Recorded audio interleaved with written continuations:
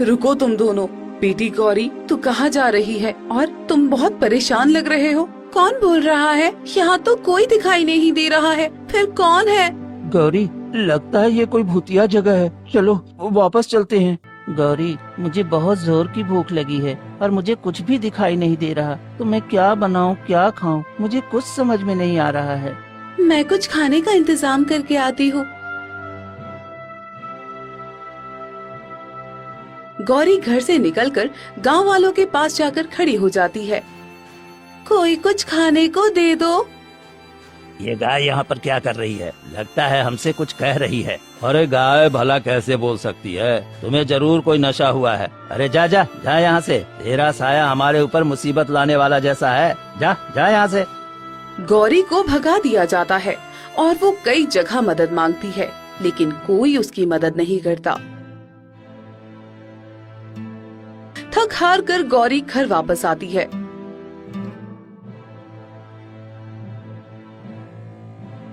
क्या हुआ गौरी, कहीं कुछ खाने का इंतजाम हुआ क्या? मैंने गांव वालों से मदद मांगी, पर कोई मेरी बात नहीं समझता, क्योंकि किसी के दिल में दया और प्रेम है ही नहीं। सब छल कपट से भरे हुए हैं। ये मेरी भाषा सिर्फ तुम और तुम्हारे पिता ही समझते थे और कोई नहीं। दिन बीतते हैं और दोनों की हालत दिन ब दिन खराब होती जाती है।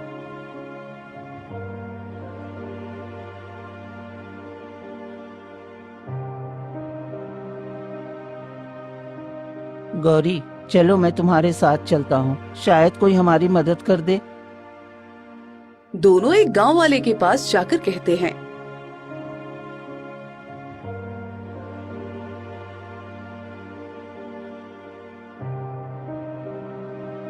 भगवान के नाम पर कुछ खाने को दे दो काका। हम दोनों कई दिनों से भूखे हैं। पिताजी नहीं है, जिस वजह से हमने कुछ खाया भी नहीं है।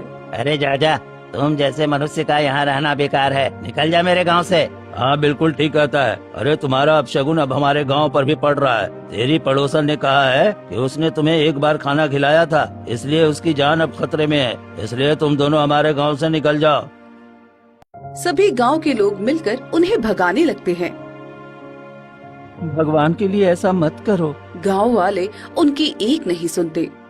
गोपाल, चलो, ये लोग हमारी कोई मदद नहीं करेंगे और हमें मार भी सकते हैं। हमें यहाँ नहीं रहना चाहिए। चलो निकलते हैं। गौरी गोपाल को लेकर गांव से निकल जाती है।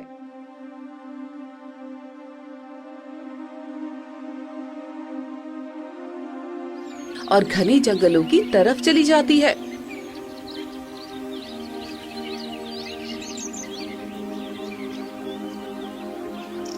गौरी, हम कहाँ जा रहे हैं? चिंता मत करो गोपाल, अब तो गांव वाले हमें रहने नहीं देंगे, तो कहीं न कहीं रहने का इंतजाम करना होगा। चलो जंगल में ही चलते हैं। वहाँ तो जिनका गांव में ठिकाना नहीं होता, उनको जंगल में जगह मिल ही जाती है।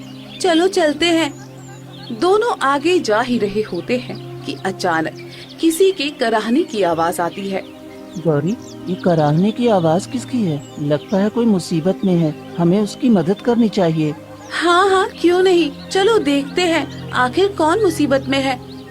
दोनों आगे बढ़ते हैं और एक साधु को घायल अवस्था में जमीन पर पड़ा देखते हैं।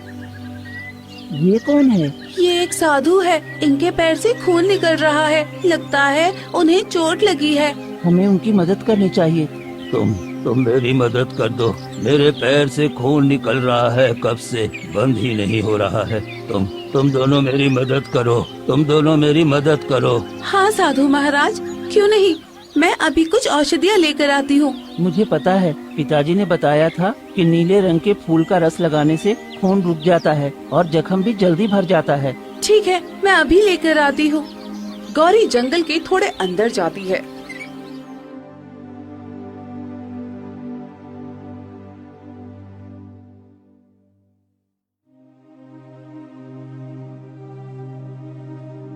और नीले रंग का फूल लाकर साधु के जख्म पर रख देती है।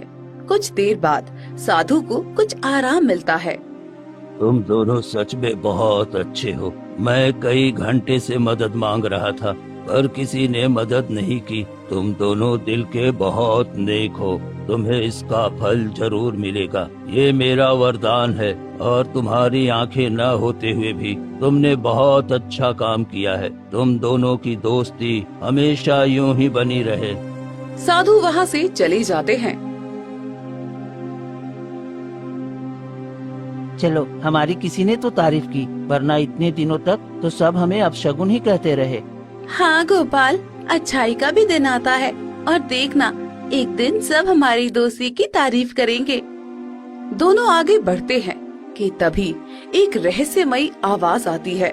रुको तुम दोनों, बेटी गौरी तू कहाँ जा रही है और तुम बहुत परेशान लग रहे हो। कौन बोल रहा है? यहाँ तो कोई दिखाई नहीं दे रहा है, फिर कौन है? गौरी, लगता है ये कोई भूतिया जगह है, चलो वापस चलते हैं। डरो मत बेटी, मैं कोई और नहीं बल्कि तुम्हारी माँ हूँ। माँ, तुम कहाँ से बोल रही हो माँ? हाँ, यहीं पर मेरी मृत्यु हुई थी और मैं तुम्हें एक वरदान सौंपना चाहती हूँ।